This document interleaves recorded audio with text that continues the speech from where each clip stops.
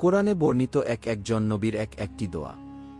আসসালামু আলাইকুম বন্ধুরা, আশা করি সবাই ভালো আছেন। যুগে যুগে বান্দার হেদায়েতের জন্য আল্লাহ তাআলা অসংখ্য নবী রাসূল প্রেরণ করেছেন।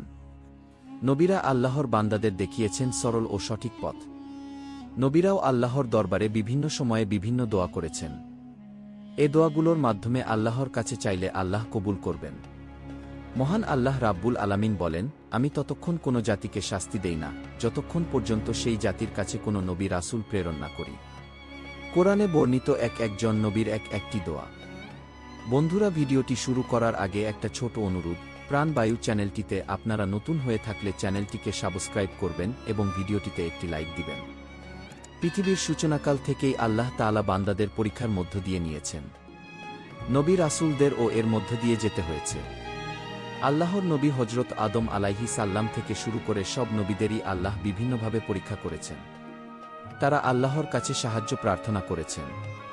পবিত্র কোরআনে আল্লাহ রাব্বুল আলামিন তাদের দোয়ার শব্দগুলো উল্লেখ করেছেন।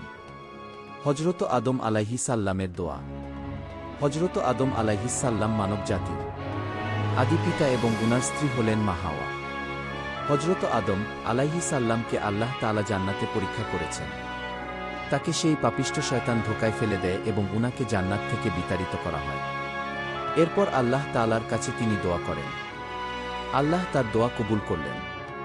পবিত্র কোরআনে আল্লাহ বলেন, কলা রব্বানা জলামনা অনফুসানা ওয়া ইল্লাম তাগফির লানা ওয়া তারহামনা লানাকুনান্না মিনাল খসিরিন। অর্থ, হে আমার রব, আমি নিজের প্রতি জুলুম করেছি। আপনি যদি আমাকে ক্ষমা না করেন এবং আমার প্রতি দয়া না করেন তাহলে আমি ক্ষতিগ্রস্তদের অন্তর্ভুক্ত হয়ে যাব। সূরা আরাফ 2:3। হযরত নূহ আলাইহিস সালাম। রেসালাতের দায়িত্ব পালনকালে নূহ আলাইহিস সালাম বিভিন্ন সময় সুখে দুঃখে ও কৃতজ্ঞতায় মহান আল্লাহর কাছে ক্ষমা, সাহায্য ও অনুগ্রহ প্রার্থনা করেছেন।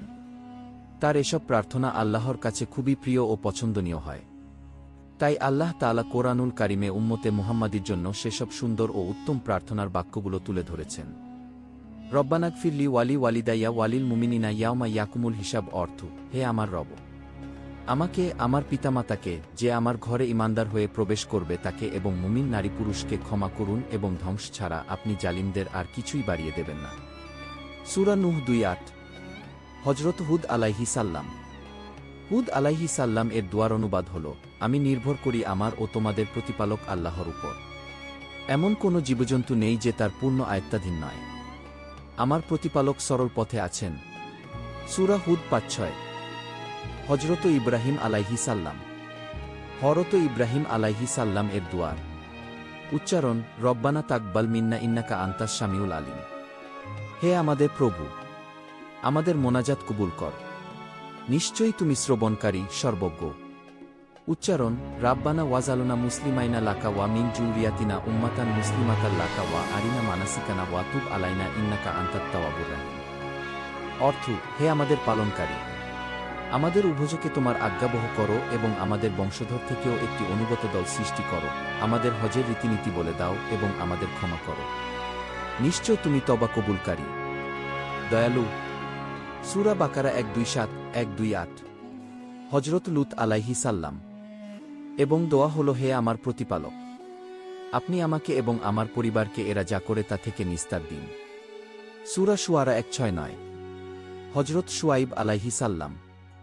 এবং তার দোয়া হল, আমার প্রতিপালক প্রত্যেক বস্তুকে স্বীয় জ্ঞান দ্বারা বেষ্টন করে আছেন। আল্লাহর প্রতি আমরা ভরসা করেছি। হে আমাদের প্রতিপালক, আমাদের ও আমাদের সম্প্রদায়ের মধ্যে ফয়সালা করে দিন। আপনিই শ্রেষ্ঠতম ফয়সালাকারী। সূরা আরাফ 8-9। হযরত ইউসুফ আলাইহিস সালাম। হে পালনকর্তা, আপনি আমাকে রাষ্ট্রক্ষমতাও দান করেছেন এবং আমাকে বিভিন্ন তাৎপর্যসহ ব্যাখ্যা করার বিদ্যা শিখিয়ে দিয়েছেন। হে নভমণ্ডল ও ভূমণ্ডলের স্রষ্টা, আপনিই আমার কার্যনির্বাহী ইহকাল ও পরকালে। আমাকে ইসলামের উপর মৃত্যুদান করুন এবং আমাকে স্বজনদের সাথে মিলিত করুন। সূরা ইউসুফ 101। হযরত ইউনুস আলাইহিস সালাম। হে আমার প্রতিপালক, তুমি ব্যতীত কোনো উপাস্য নেই, তুমি পবিত্র, মহিমামা। নিশ্চয় আমি নিজের প্রতি অবিচারকারীদের অন্তর্ভুক্ত ছিলাম। সূরা আম্বিয়া 8-7। হযরত মূসা আলাইহিস সালাম। হে আমার রব, আমার বুক প্রশস্ত করে দিন এবং আমার কাজ সহজ করে দিন।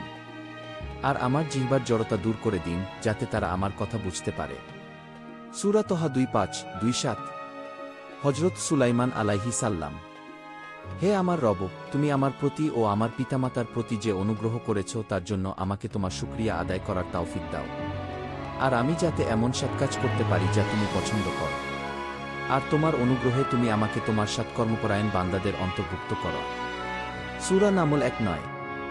হজরত জাকারিয়া আলাইহিস সাল্লাম এর দোয়া।